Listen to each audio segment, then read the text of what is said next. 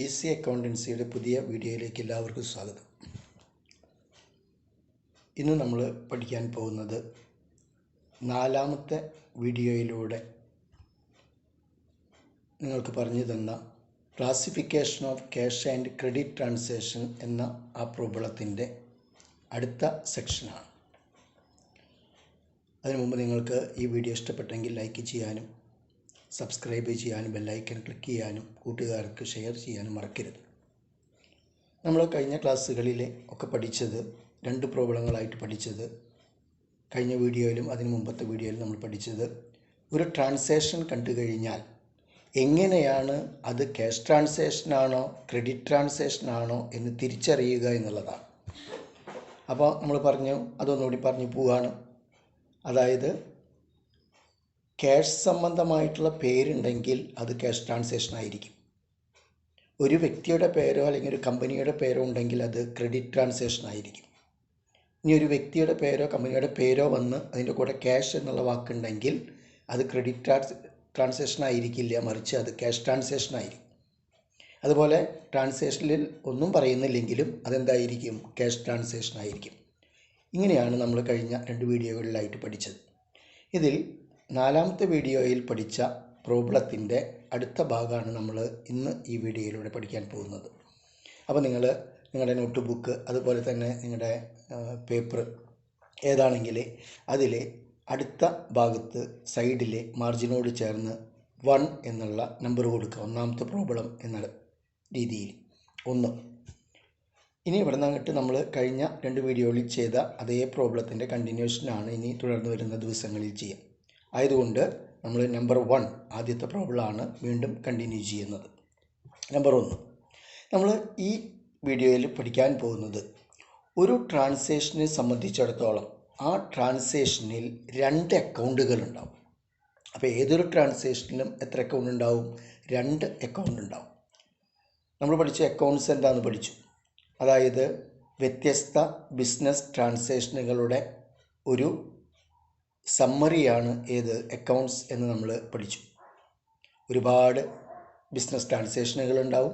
ആ ട്രാൻസാക്ഷനുകളിലെ വ്യക്തികളുമായി ബന്ധപ്പെട്ടത്, അതുപോലെ എക്സ്പെൻസുമായി ബന്ധപ്പെട്ടത്, ഇൻകമായി ബന്ധപ്പെട്ടത്, അസറ്റുമായി ബന്ധപ്പെട്ടത്, അങ്ങനെയുള്ള കാര്യങ്ങളുടെയൊക്കെ ഒരു സമ്മറി, അതാണ് അക്കൗണ്ട്സ് എന്നാണ് നമ്മൾ പഠിച്ചത്. അപ്പോൾ ഒരു ട്രാൻസാക്ഷനെ സംബന്ധിച്ചിടത്തോളം ആ ട്രാൻസാക്ഷനിൽ 2 അക്കൗണ്ടുകൾ ഉണ്ടാവും. അപ്പോൾ ആ അക്കൗണ്ടുകളുടെ പേര് എന്തൊക്കെയാണെന്നാണ് നമ്മൾ പഠിക്കാൻ പോകുന്നത്. ആദ്യത്തെ പ്രോബ്ലത്തിൽ നമ്മൾ ട്രാൻസാക്ഷൻ ഇങ്ങനെയായിരുന്നു: Ajay commenced business with cash ₹50,000 എന്ന പ്രോബ്ലമാണ് നമ്മൾ ചെയ്തത്. ആ ട്രാൻസാക്ഷനാണ് എഴുതിയത്. അത് നമ്മൾ പറഞ്ഞു ക്യാഷ് ട്രാൻസാക്ഷനാണെന്ന് പറഞ്ഞു. അതിൻ്റെ അർത്ഥം എന്താണ്? 50,000 രൂപ കൊണ്ടുവന്ന് അജയ് ബിസിനസ് ആരംഭിച്ചു എന്നാണ് ആ ട്രാൻസാക്ഷൻ്റെ അർത്ഥം. അപ്പോൾ നമ്മളൊരു കാര്യം ശ്രദ്ധിക്കേണ്ടത്, 2 അക്കൗണ്ടുകളുടെ പേര് ഈ ട്രാൻസാക്ഷനിലുണ്ട്. ഒരു ട്രാൻസാക്ഷനിൽ 2 അക്കൗണ്ടുകൾ. അപ്പോൾ എങ്ങനെയാണ് നമ്മൾ ഈ അക്കൗണ്ടുകളുടെ പേര് സെലക്ട് ചെയ്യുന്നത്, എഴുതുന്നത് എന്നാണ് നമ്മൾ പഠിക്കാൻ പോകുന്നത്. നമുക്ക് വളരെ ഈസി ആയിട്ട് നമുക്ക് പഠിക്കാനായിട്ട് സാധിക്കും, അല്ലെങ്കിൽ മനസ്സിലാക്കാനായിട്ട് സാധിക്കും. എന്താണ്? ഒരു ട്രാൻസാക്ഷൻ ക്യാഷ് ട്രാൻസാക്ഷൻ ആണെങ്കിൽ ആ ട്രാൻസാക്ഷൻ്റെ ആദ്യത്തെ അക്കൗണ്ട് അല്ലെങ്കിൽ 2 അക്കൗണ്ടുകളിൽ ഒരു അക്കൗണ്ട് എന്തായിരിക്കും? ക്യാഷ് ആയിരിക്കും. ഒന്നുകൂടി പറയാം. ഒരു ട്രാൻസാക്ഷൻ ക്യാഷ് ട്രാൻസാക്ഷൻ ആണെങ്കിൽ ഒരു ട്രാൻസാക്ഷനിലെ 2 അക്കൗണ്ടുകളിൽ ഒരു അക്കൗണ്ട് എപ്പോഴും ക്യാഷ് ആയിരിക്കും. അപ്പോൾ നമുക്ക് അടുത്ത അക്കൗണ്ടിൻ്റെ പേര് നോക്കിയാൽ മതി. അപ്പോൾ ഈ ഒന്നാമത്തെ ട്രാൻസാക്ഷൻ എന്താണ്? ക്യാഷ് ട്രാൻസാക്ഷനാണ്. ആയതുകൊണ്ട് ഒരു അക്കൗണ്ടിൻ്റെ പേര് ക്യാഷ് എന്നാണ്. അപ്പോൾ നിങ്ങൾ ചോദ്യം നമ്പർ 1 എന്ന് എഴുതിയതിൻ്റെ അവിടെ വീണ്ടും നമ്പർ 1 എന്നിടുക. ഒന്നാമത്തെ പ്രോബ്ലത്തിലെ ഒന്നാമത്തെ ട്രാൻസാക്ഷൻ എന്നുള്ള അർത്ഥത്തിൽ. എന്നിട്ട് അതിൻ്റെ നേരെ 1 എന്ന് എഴുതിയതിൻ്റെ നേരെ ക്യാഷ് എന്ന് എഴുതുക. ക്യാഷ്. ഇനി തൊട്ടടിയിൽ നമ്പർ 2 എന്ന് ഇടണ്ട, കാരണം ഒന്നാമത്തെ ട്രാൻസാക്ഷനിൽ 2 അക്കൗണ്ട് ഉണ്ടല്ലോ. അപ്പോൾ നമ്പർ ഇടണ്ട. 1 എന്ന് എഴുതിയതിൻ്റെ താഴെ എഴുതിയാൽ മതി. ആദ്യത്തേത് ക്യാഷ്. രണ്ടാമത്തത്, ഇത് ക്യാഷ് കൊണ്ടുവരുന്നത് എന്തായിട്ടാണ് കൊണ്ടുവരുന്നത്? ക്യാപിറ്റലായിട്ടാണ് കൊണ്ടുവരുന്നത്, അല്ലേ? മുതൽ മുടക്കാണ്. ബിസിനസ് നടത്താനായിട്ട് കൊണ്ടുവരുന്ന എമൗണ്ടാണ്. അതിനെ നമ്മൾ ക്യാപിറ്റൽ എന്നാണ് പറയുക. അപ്പോൾ രണ്ടാമത്തെ അക്കൗണ്ടിൻ്റെ പേര് ക്യാപിറ്റൽ എന്നാണ്. പക്ഷേ ക്യാപിറ്റൽ എഴുതുമ്പോൾ ആളുടെ പേരും കൂടി എഴുതുന്നത് നല്ലതാണ്. അപ്പോൾ അജയ് ആണ്, അപ്പോൾ അതിൻ്റെ ഓണറുടെ പേര് അജയ് എന്നാണ്. അപ്പോൾ ആളുടെ പേരും കൂടി എഴുതുന്നത് നല്ലതാണ്. കാരണം എന്ന് വെച്ചാൽ പാർട്ട്ണർഷിപ്പ് ഫേമുകളൊക്കെ ആകുമ്പോൾ പാർട്ട്ണർഷിപ്പ് ഫേമിൽ എന്തുണ്ടാവും, ഒരുപാട് ആൾക്കാരുണ്ടാവും, 2ൽ കൂടുതൽ ആൾക്കാരുണ്ടാവും. അപ്പോൾ ആരൊക്കെയാണ് ക്യാപിറ്റൽ കൊണ്ടുവന്നത് എന്നറിയാനായിട്ട് നമുക്ക് ഏറ്റവും എളുപ്പമായിട്ടുള്ള മാർഗം ഈ ക്യാപിറ്റലിൻ്റെ കൂടെ അവരവരുടെ പേര് എഴുതുക എന്നുള്ളതാണ്. അപ്പോൾ രണ്ടാമത്തെ അക്കൗണ്ടിൻ്റെ പേരെന്താണ്? Ajay's capital. Ajay _S, Ajay's capital.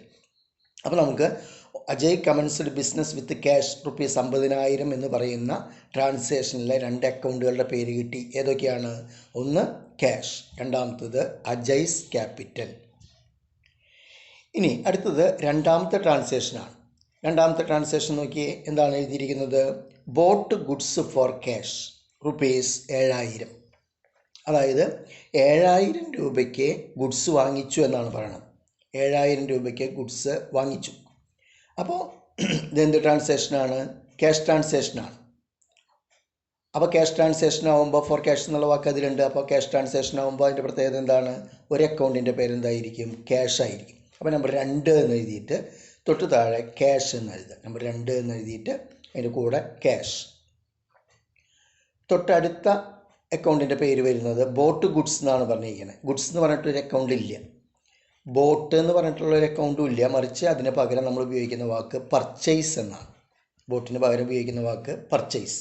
Purchase എന്ന് വന്നാലും ബോട്ട് എന്ന് വന്നാലും നമ്മൾ എഴുതേണ്ട പേര്, അക്കൗണ്ടിൻ്റെ പേര് പർച്ചേസ് എന്നാണ്. അപ്പോൾ ബോട്ട് ഗുഡ്സ് ഫോർ ക്യാഷ് എന്ന് പറയുന്ന രണ്ടാമത്തെ ട്രാൻസാക്ഷനിലെ അക്കൗണ്ടുകളുടെ പേര് നമുക്ക് കിട്ടിയതാണ്. ക്യാഷ് ട്രാൻസാക്ഷൻ ആയതുകൊണ്ട് ഒരു അക്കൗണ്ടിൻ്റെ പേര് ക്യാഷ് എന്നും രണ്ടാമത്തെ അക്കൗണ്ടിൻ്റെ പേര് പർച്ചേസ് എന്നുമാണ്. ഇനി അടുത്തത് മൂന്നാമത്തെ ട്രാൻസാക്ഷൻ. എന്താണ് മൂന്നാമത്തെ transaction? Sold goods on credit to Mohan ₹3,000. അതായത് ഓൺ ക്രെഡിറ്റ് നമ്മൾ പറഞ്ഞതാണ്. എന്താണ് ഓൺ ക്രെഡിറ്റ് എന്ന് പറഞ്ഞാൽ? കടം. ഓൺ ക്രെഡിറ്റ്, അതേപോലെ ഓൺ അക്കൗണ്ട് എന്നൊക്കെ പറഞ്ഞാൽ എന്താണ്? കടമാണ്.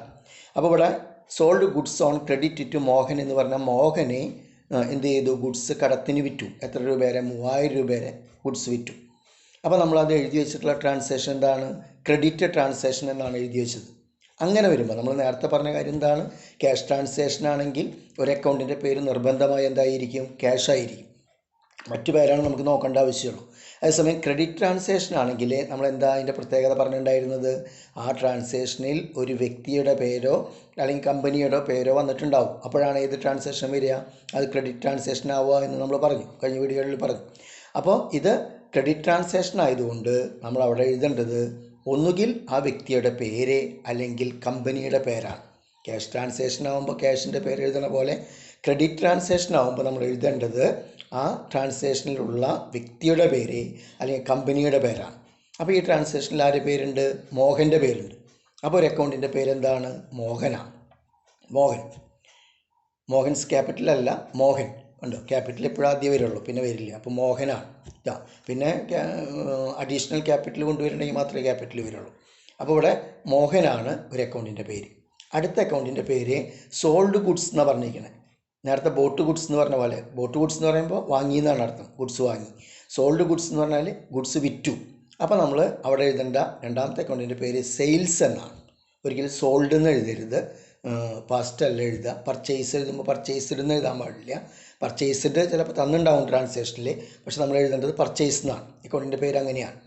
പിന്നെ സോൾഡിന് പകരം സെയിൽസ്, സോൾഡിനെയാണ് ഉദ്ദേശിക്കുന്നത്, അക്കൗണ്ടിൻ്റെ പേര് സെയിൽസ് എന്നാണ്. അപ്പോൾ ഈ ട്രാൻസാക്ഷനിൽ വരുന്ന 2 അക്കൗണ്ടുകളുടെ പേര് ഏതാണ്? മോഹനുമാണ്, മറ്റൊന്ന് സെയിൽസുമാണ്.